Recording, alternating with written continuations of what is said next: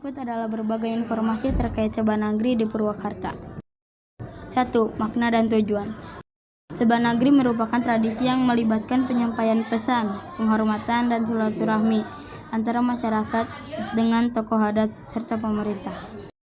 Ini adalah bentuk ungkapan rasa syukur dan penghargaan terhadap pencapaian serta hubungan sosial yang baik. Tujuannya adalah untuk mempererat tali persaudaraan, menjaga kehormatan masyarakat, dan melestarikan adat serta budaya lokal. 2. Proses dan kegiatan. A. Ritual adat.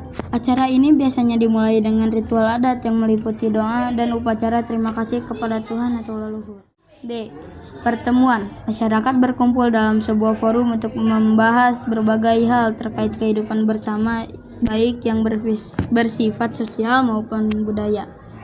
C. Upacara. Terdapat berbagai upacara adat yang melibatkan simbol-simbol budaya serta penyerahan simbolis sebagai bentuk penghargaan.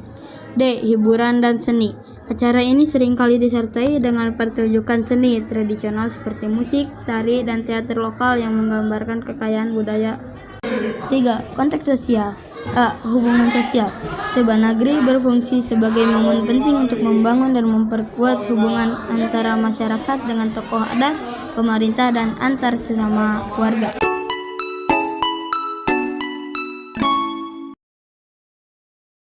Hai, tahu gak sih ada kesenian asal Purwakarta yang namanya domyak? Kalau domyak itu, kalau di sejarahnya itu kan mungkin dulunya itu ada istilah angklung buncis. Kesenian khas Purwakarta, buncis atau kini dikenal dengan domyak yang lahir di Desa Pasiringan, Kecamatan Dangdang, telah populer sejak tahun 1920-an. Yang diciptakan oleh Mama Nuria sebagai generasi pertama, dilanjutkan oleh Mbah Jumanta yang telah meninggal 4 tahun lalu di usia 128 tahun.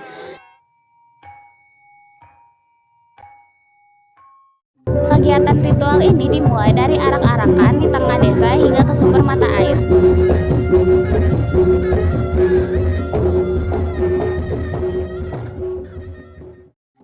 Seni domyak yang khusus diperuntukkan dalam sesi ritual masih tetap dilestarikan. Oleh karena itu, ada perbedaan tampilan kesenian domyak antara kegiatan ritual dan kegiatan hiburan. Kemudian ada sesi ngamandian ucing yang bertujuan memohon atau meminta turunnya hujan. Sesi inilah yang membedakan antara kesenian domyak untuk ritual dan untuk hiburan. Binatang seperti kucing tidak pernah mandi, sehingga berdasarkan mitos masyarakat setempat, bila mana kucing dimandikan, maka akan segera turun hujan dan mengairi ladang pertanian masyarakat.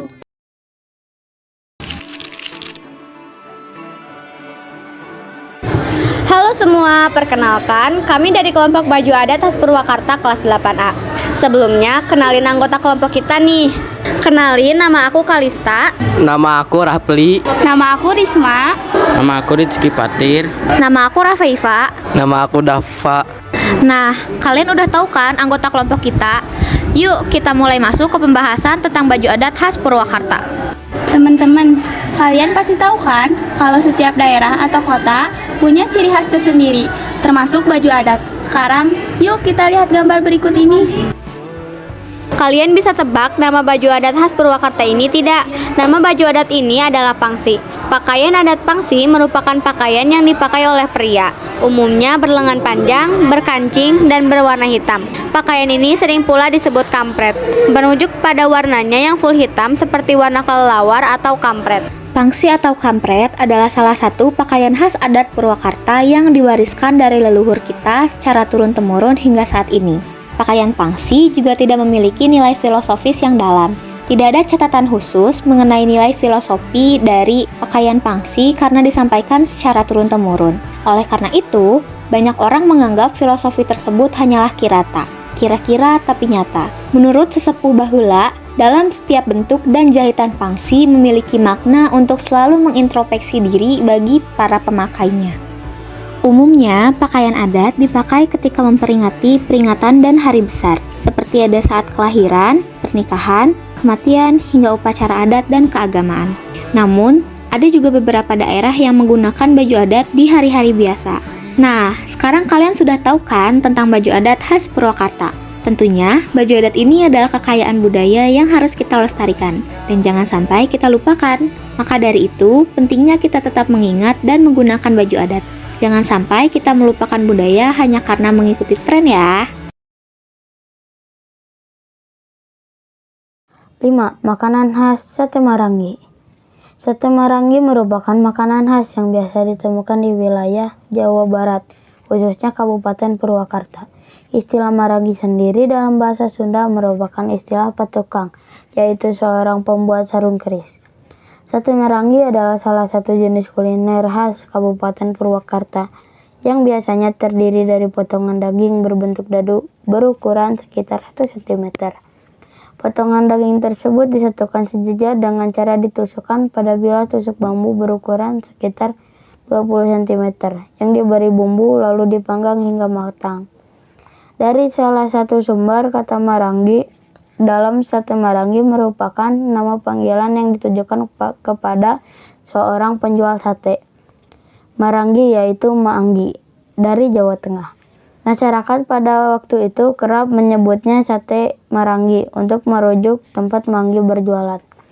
Dalam kata Marangi juga digunakan untuk mempermudah pengucapan dalam memberikan nama kuliner tradisional tersebut. Dan itu semua sejarah Sate Marangi.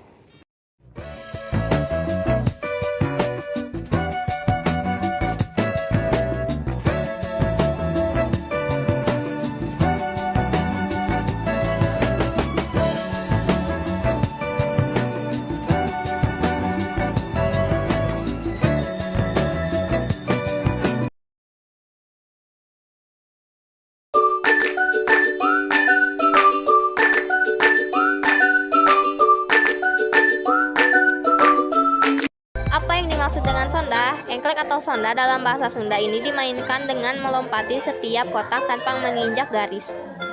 Biasanya, kamu akan membutuhkan genting ataupun batu yang nantinya dilemparkan ke dalam kotak. Permainan tradisional ini tidak hanya ditemukan di Jawa Barat saja loh. Konon, permainan ini bukan berasal dari Indonesia, namun tidak ada bukti otentik yang menyatakan mengenai sejarah dari sonda atau engklek ini. Namun, permainan ini populer untuk para anak perempuan di Eropa pada zaman Perang Dunia. Meskipun begitu, karena setelah kemerdekaan, permainan ini menjadi populer di Indonesia. Ada sebuah pendapat yang menyatakan bahwa permainan sonda ini adalah permainan yang dibawa oleh penjajah Eropa, yakni Belanda, yang pernah menjajah Indonesia kurang lebih 3,5 abad. Untuk permainan-permainan tradisional ini tidak perlu membeli peralatan yang mahal atau mencari benda pendukung yang sulit. Cukup memiliki sebatang kapur yang bisa kita minta dari sekolah, lalu setiap orang diwajibkan memiliki gundu, yaitu semacam benda yang ukurannya tidak terlalu besar yang berbahan batu, potongan dinding kapur, pecahan genteng atau karet. Mungkin kini sudah jarang dimainkan oleh anak-anak yang berada di daerah perkotaan. Hal tersebut terjadi karena tentunya sudah banyak permainan lain yang lebih menarik dan memanfaatkan teknologi. Beda dengan anak zaman dahulu, sepulang sekolah, hal yang paling dinantikan ialah bermain dengan teman-teman sekampung di luar rumah. Gimana nih? Pasti kalian udah pernah memainkan permainan tradisional ini kan? Sekian dari kelompok kami. Terima kasih. Galeri Wayang Purwakarta. Galeri Wayang Purwakarta, galeri ini berkaitan dengan perwayangan Nusantara, mulai dari sejarah wayang hingga koleksi wayang-wayang seperti wayang kulit, wayang golek, dan cara pembuatan wayang.